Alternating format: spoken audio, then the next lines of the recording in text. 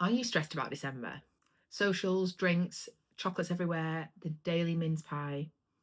Every December, women tell me the same thing. You might think the same. I'll start in January. I can't make any progress in December. I always gain weight at this time of year. I just lose control in December. And then every January, you feel worse. Not because you actually lost control, but because you went into December with no strategy. So today, I'm going to show you how to get through December without all the weight gain, without the stress, without starting from zero next year, feeling like you've got to faceplant January with some bullshit detox or quick fix diet mentality. Effectively, you can have your mince pie and eat it too. It's just getting a strategy that's going to work for you. That rhymed. The first thing to note is manage your expectations of December.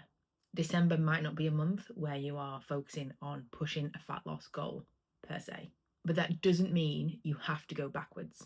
And it doesn't mean you can't work on something.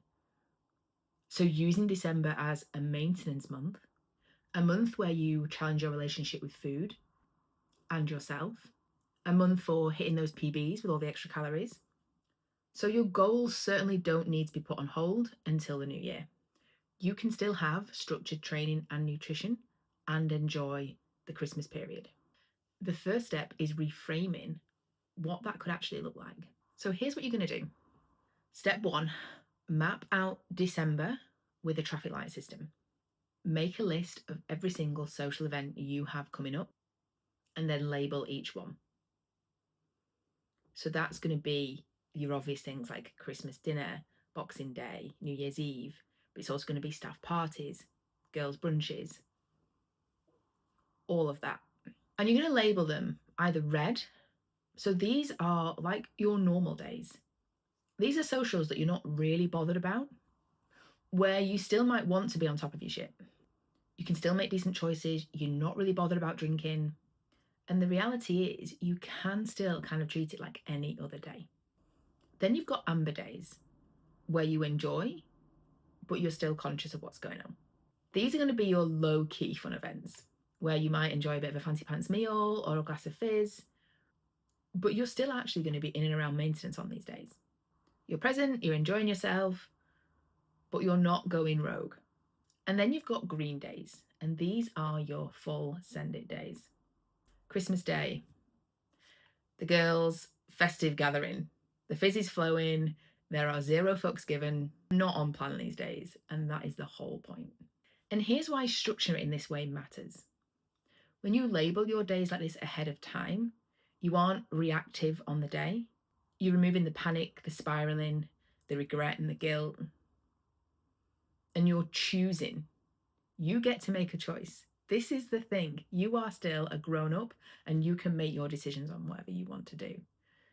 This is giving you time to plan for these things, to plan for when you know it's not anywhere in alignment with a fat loss goal, but that's the point. Those are the days you're going to enjoy it, but there's plenty of other days where you still might be aware of what you're doing, and that's okay too. It means you can plan ahead. If you've got a green day, great, go and enjoy it, but then plan ahead of that for the day after when you're probably going to need a bit more rest and recovery and a lot of hydration. The normal days that aren't socials, you treat them like any other time of year. They stay normal. There is no fucking energy required. And when you map out your December like this, you get to see how many days you are actually going wild, which will put it into perspective when there are 31 days in December. Step two, once you've done that, be realistic with your training and reset your non-negotiables for December. It's likely going to be a busy month. And if you're used to training 3 to 5 days a week, and that might not seem feasible in December, then don't set yourself up to fail. Reset those standard non-negotiables to maybe twice a week. That way you're lowering your expectations, but not your standards. Just because you can't do everything that you normally would doesn't mean you have to go to the other extreme and do nothing. Missing a session doesn't mean the week's ruined. Having a boozy night out doesn't mean the week is ruined. That kind of thinking is what causes people to spiral in December. And you've got to remember that maintenance is a skill. It's easy to be all or nothing. It's easy to think, I will sack it off until the new year. But the messy middle where you want to be is where progress actually happens. And that comes from assessing what your December looks like, enjoying yourself, but still setting standards and non negotiables that you're going to stick to that are realistic during that time. Step 3, move a little more on those social days. I'm not talking about hours of cardio. I'm not talking about earning your food or burning it off. But if you've got a bit more time, because maybe you have more time off over the festive period, going for a little walk before or after food can work wonders for your digestion, for that feeling of sluggishness, your mood, your energy, and give you that all important headspace as well, where you might need a little bit of alone time and downtime away from social interaction. Step 4, prioritize hydration. If you are drinking more, you're going to need more water as well. You're going to be eating richer foods, saltier foods. This is all going to contribute, one, to the scales going up, not because of fat gain, but because of the aforementioned alcohol and salt intake. But it's also just going to mean that you are more dehydrated generally. So factor that in.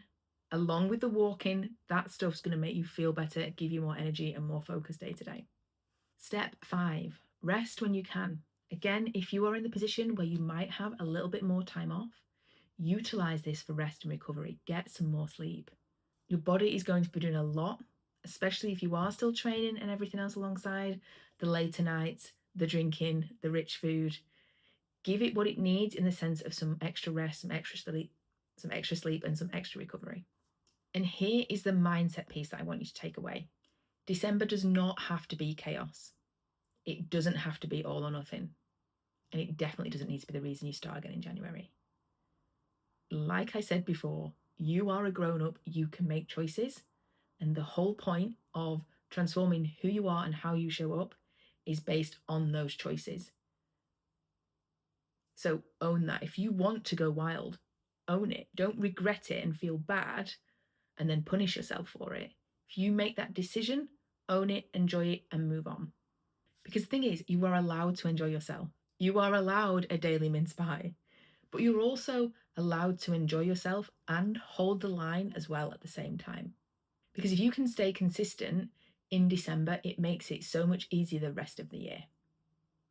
And as I will always say, consistent does not mean perfect. It doesn't mean not doing anything fun in December, but it means following this plan of structuring what that actually looks like for you and make some choices on how you want to show up in each of those social occasions. Because in January, you will thank yourself for doing it. So make December the month that you stay intentional, plan your socials, set some realistic non-negotiables, move more, drink more water, and enjoy some rest and recovery. And if you need help navigating it, you know where I am. You don't need to wait until January.